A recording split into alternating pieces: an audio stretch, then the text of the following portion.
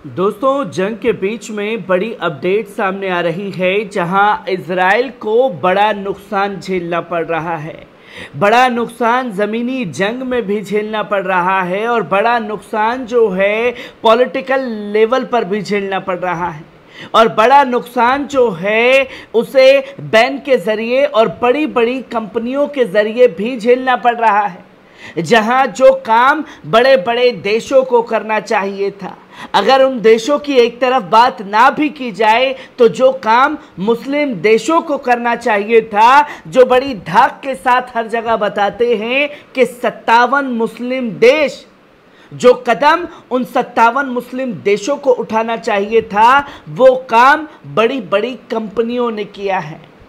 जहां अब हालत इजराइल में ये हो चुकी है कि तकरीबन 46,000 से ज़्यादा कंपनियों ने इजराइल के अंदर अपने कारोबार को बंद कर दिया है और अपनी अपनी कंपनियों को समेट करके अपने देश वापस लौट गए हैं।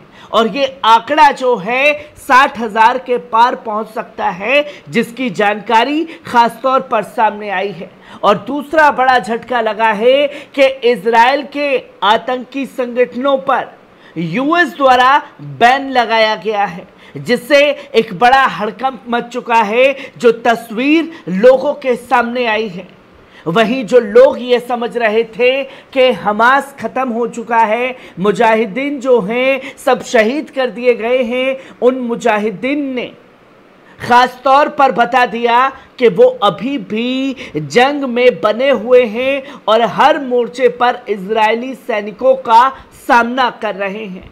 और जब सामना लगातार कर रहे हैं तो इसी बीच अल-कुद्दूस ब्रिगेड के सैन्य प्रवक्ता अबू हमजा ने साफ तौर पर दुनिया के लोगों को कहा है कि मुजाहिदीन कभी ख़त्म नहीं हो सकते, और अगर मुजाहिदीन की बंदूक में आखिरी गोली भी होगी तो वो इजरायली सैनिकों को मार करके ख़त्म होगी।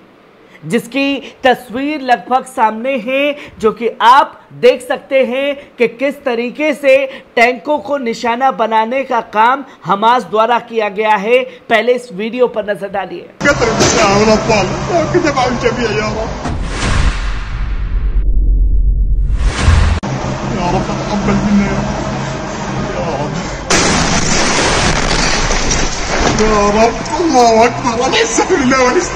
आपने देखा कि किस तरीके से ये हमले जो हैं लगातार तेज हो चुके हैं हमास की तरफ से भी ज़मीनी जंग में। वहीं इसका एक दूसरा वीडियो भी सामने आया है। पहले इस वीडियो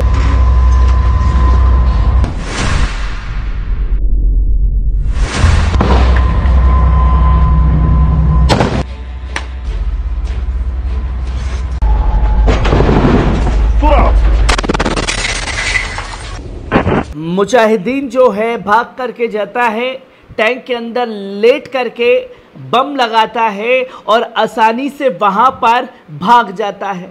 ये उन लोगों के लिए मुजाहिदीन ने वीडियो सर्कुलेट किया है जो ये कहते हुए नहीं थकते कि साहब देखिए हमास तो डर करके ख़त्म हो चुका है, पर हमास के मुजाहिदीन किस तरीके से मार्कवा टैंकों को उड़ाने का काम कर रहे हैं, ये तस्वीर दुनिया के सामने है। जहां ये साफ तौर पर बताया जा रहा है कि फिलिस्तीन प्रतिरोध मोर्चे पर विशेष रूप से दक्षिण गाजा शहर और राफा में ताल अल हवा पड़ोस में हमलावर इजरायली कब्जे वाले बलों IOF यानी कि इजराइल ऑक्यूपेशन फोर्स के साथ भयंकर टकराव में लगा हुआ है। हमास की सैन्य शाखा अल कसाम ब्रिगेड के अभियान में इसमें लड़ाके गाजा शहर के ताल अल हवा पड़ोस में टैंडम रॉकेट ग्रेनेड के साथ 2 मार्कवा टैंक को निशाना बनाते हुए दिखाई दे रहे हैं। और उन क्षेत्रों में अल कसाम ने घोषणा की है कि थॉर्नब्रिक आरपीजी के साथ में इजरायली कब्जे वाली पैदल सेना इकाई को निशाना बनाया गया है, जो कि जानकारी दी जा रही है। और अल कसाम ब्रिगेड ने आगे ये भी बताया कि उन्होंने नेटजारिम अक्ष में तैनात इजरायली ऑक्यूपेशन फोर्स पर भारी कैलिबर मोर्टार गोले दागे हैं, जो कि सीधे सीधे टकराव जो है वो देखने को मिला।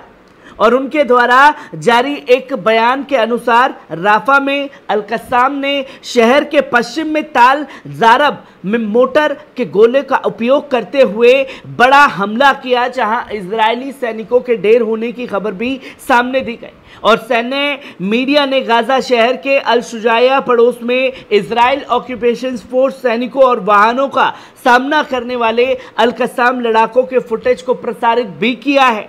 और फुटेज में अल-कस्साम लड़ाकों को अल यासीन 105 आरपीजी के साथ कई टैंकों और थॉर्नब्रेक आरपीजी के साथ एक इजरायली पैदल सेना इकाई को निशाना बनाते हुए साफ तौर पर दिखाया गया है। इसी तरह सैन्य मीडिया ने इजराइल ऑक्यूपेशन फोर्स के सैनिकों और वाहनों को निशाना बनाने के फुटेज जारी किए हैं, जब एक लड़ाकू दल ने राफा में पश्चिम में ताल अल हवा अल सुल्तान पड़ोस में पहली सड़क पर प्रवेश किया था। और किस तरीके से रॉकेट दागे गए हैं मार्कवा टैंक पर, यह साफ तौर पर तस्वीर भी दिखाई गई। और बदले में फलस्तीन इस्लामिक जिहाद ने आंदोलन की सैन्य शाखा और अल-कुद्दूस ब्रिगेड ने घोषणा की कि उसके लड़ाकों ने 107 mm रॉकेट के साथ फजा सैन्य स्थल पर गोलीबारी की और आपूर्ति लाइन में इजराइल ऑक्यूपेशन फोर्स को निशाना बनाया है। जो कि ये वीडियो फुटेजेस सामने आ रहे हैं, जिसमें से कुछ लोग देखने के बाद ये भी ज़रूर कहते हैं कि ये तो इतने दिन पुराना हो गया, ये हमला जो है तब किया गया था। दोस्तों, जंग की शुरुआत में आपने देखा होगा कि बीते एक दिन के अंदर कई बड़े ऑपरेशंस को अंजाम देते हुए हर सेकेंड के फुटेज जो हैं वो सर्कुलेट किए जा रहे थे दुनिया के सामने।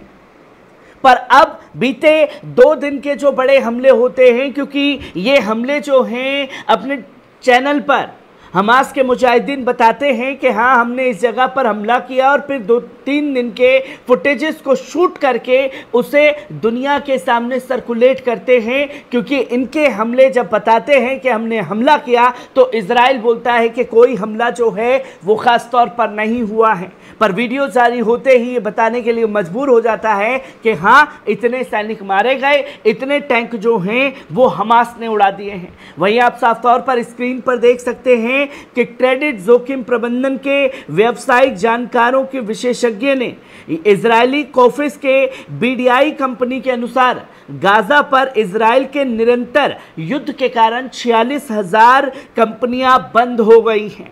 कंपनी के अनुसार, जिसने अपनी रिपोर्ट में इजरायली सेक्टरों को सबसे अधिक प्रभावित किया है, और यह बताया कि 2024 के अंत तक 60,000 कंपनियां जो हैं वो इजराइल के अंदर बंद हो सकती हैं। एक बड़ा नुकसान जो है व्यवसाय के तौर पर भी झेलना पड़ रहा है इजराइल को, जो कंपनियां समेट करके जा चुकी हैं। वहीं आप साफ तौर पर स्क्रीन पर देख सकते हैं कि अमेरिका ने इजरायली आतंकी संगठनों पर बैन लगा दिया है। वित्त मंत्रालय और अमेरिकी विदेश विभाग के इजरायली आतंकवाद संगठन लेहवा और रेउत बेन हेम पर बैन लगाया है, जो ऑर्डर 9 संगठन की स्थापना करते हैं, जो गाजा सहिता ट्रकों को रोकने का काम करते हैं। बसने वाले इसस्कार मैन और अवियाद श्लोमो शारित पर भी बैन लगाया गया है। अमेरिकी सरकार में अवैध चौकियां हवत मिथिर और नौरिया के हवत और मैन हवत पर भी प्रतिबंध लगाया गया है। इन सभी इजरायली आतंकी संगठनों को नेतन्याहू सरकार द्वारा सीधे तौर पर संरक्षण प्राप्त किया जाता है। वे हत्या, यातना, विनाश और विभिन्न अन्य आतंकी कार्रवाइयों को लगातार अंजाम देते हैं। ये बड़ी कार्रवाई जो है अमेरिका की तरफ से भी जंग के बीच में इजरायली आतंकी संगठनों पर की गई है।